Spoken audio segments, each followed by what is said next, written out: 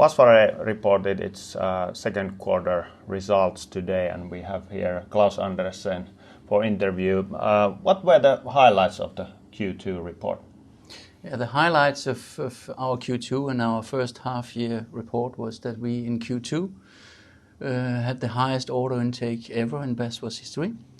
So the same quarter last year was until now the biggest quarter we have ever had, and we managed to come in with a higher order intake this quarter than the same quarter last year, which we are very happy about.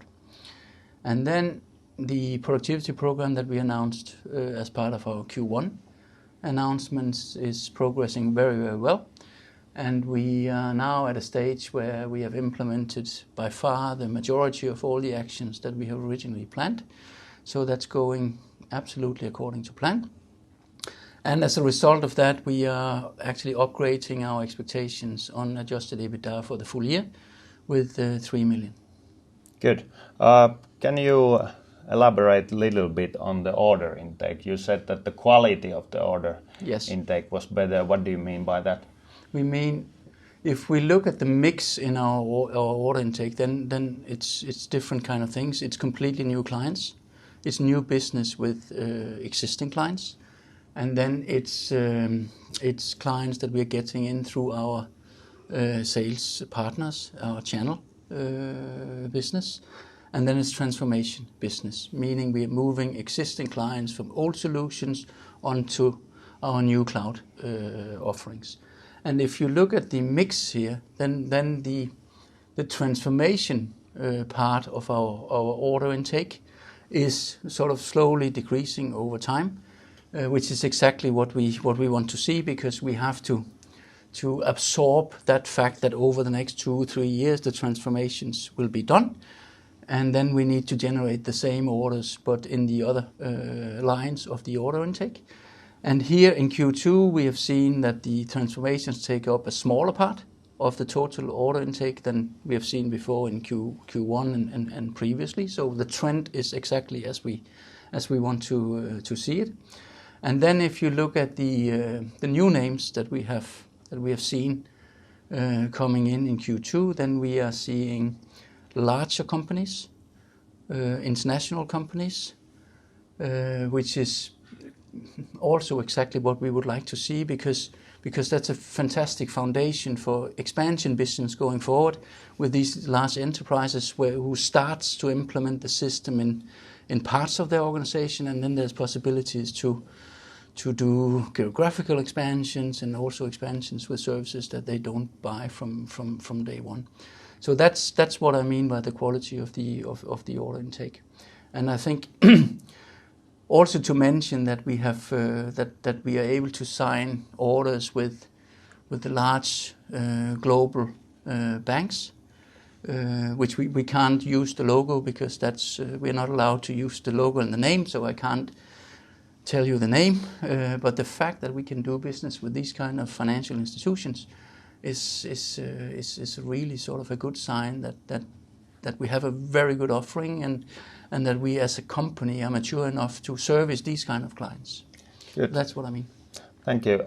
And then you mentioned about the productivity program which you started in April. What is it about and how is it proceeding? Yeah, it's proceeding well, as I said before, and we did set ourselves the target that we would take 10 million out of our annual run rate when we compare to the run rate that we had in the first quarter of this year. And we are on track to achieve that goal. As I said in my presentation early on today, it's within reach. Yeah. And what we are doing is actually, it's exactly as we have communicated before and in Q1. So we are looking at or have been, because most of it has already been implemented, but we've been looking at overlapping offerings, so overlapping product offerings, where we have scaled down investment levels of the ones which are not going to be part of our long-term future, and either taking the cost out or scaled it up on the strategic ones. So we have done that. We have realigned our organization in the last areas where we didn't run according to our global operating model. which was especially in the US, where we have aligned that with the way of working in the rest of the world. So now we have much better possibilities also for the US to use central resources, which we have in Romania and in India, to parts of the activities that we do in the countries. So that has been done very good.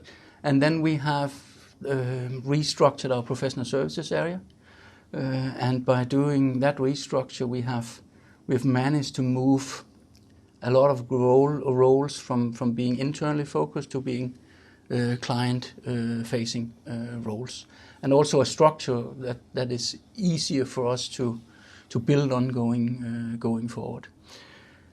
Then we have done the more traditional things, is that we have gone through all our external spending, looked at sort of key suppliers and so on, and started to look at the relationship we have with them and the contracts we have with them and our use of external consultants and these kind of things, and we are sort of reducing that as well.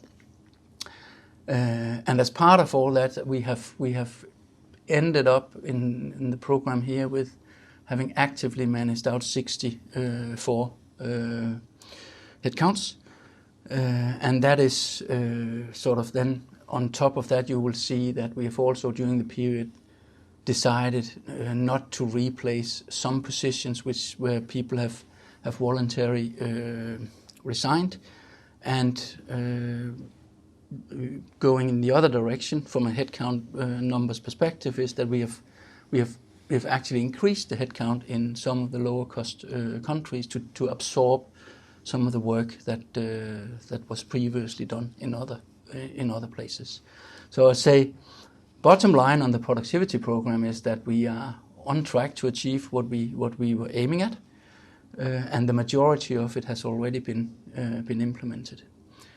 What you can't see in the Q2 numbers, of course, is the effect of all this. That will be visible in Q3 and in Q4. Okay. But the actual underlying actions, the majority of them has already been taken. So I'm very pleased with the progress of the productivity program. Good. What does this productivity program mean to your sales and marketing costs? Yes.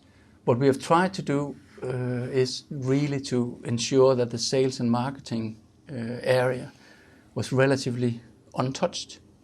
And we have managed to do that. We are through the majority of the program, and we haven't really cut down on sales and marketing. What we have done in sales and marketing is that we have looked at where we spend our money, and then we have said, okay, but let's reallocate some of the spending into areas or regions where the opportunities for generating business is highest.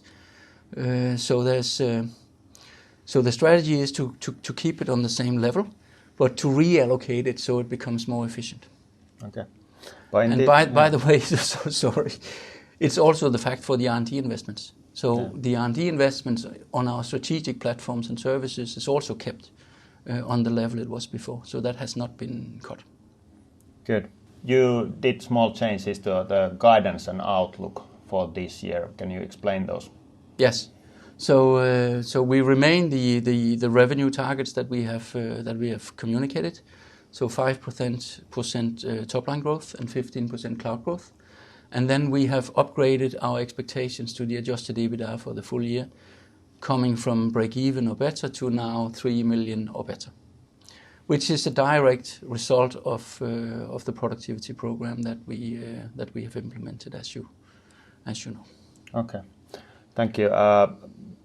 You don't guide specifically cloud order intake growth, but as you said, you had a record quarter in Q2, but nevertheless the growth was only 1% year on year. Can you give us some kind of flavor on what should we expect on the cloud order intake front from here on? That's a very good question. We do not give guidance externally on our expectations to order intake. But if you look at it, I would say the first half year for us has been very eventful, with first going through a takeover attempt, then going through significant changes in senior management, and now in Q2 going through a productivity program. All of this having an impact on our day-to-day business, I would say. Nevertheless, we have come out with a good result for the first half year. What I expect is that the second half year will be a normal half year, and and there's nothing that we can see when we look at our sort of pipeline and business expectations and so on that gives rise to us changing any of the external guidance that we have given so far. But sort of a direct guidance on the order intake, we don't do that. Okay, thank you. Okay, finally, there's been a lot of M&A activity in your sector recently, and many of the competitors have grown faster. How would you describe Basware's current market position? What are the strengths and weaknesses that you see in your company at the moment? Yeah. The last week, Gartner's released the latest P2P report. And again, here we came out as one of the leaders of the sector among very few global players, and we were number one of when it came to AP automation worldwide, which is a big strength for us to be in that position. And even on the procurement-led purchase to pay areas, we came out among the three bests. So, but AP automation and network is by far our strength, and procurement is then the second one. But within procurement, we have areas, we have room for improvements, because we would like, of course, to be even better also in the procurement space than we are today. Good. How about the M&A activity? What do you think it tells about? There's a lot happening in our sector today, and there's a lot of M&A activities, and we are monitoring that M&A activity, of course, as well. And there's some interesting combination of companies that you could speculate on. But I would say this is just a good sign of the community expecting this part of the industry to be a growing and interesting sector. Okay, thanks for the interview. Thank you.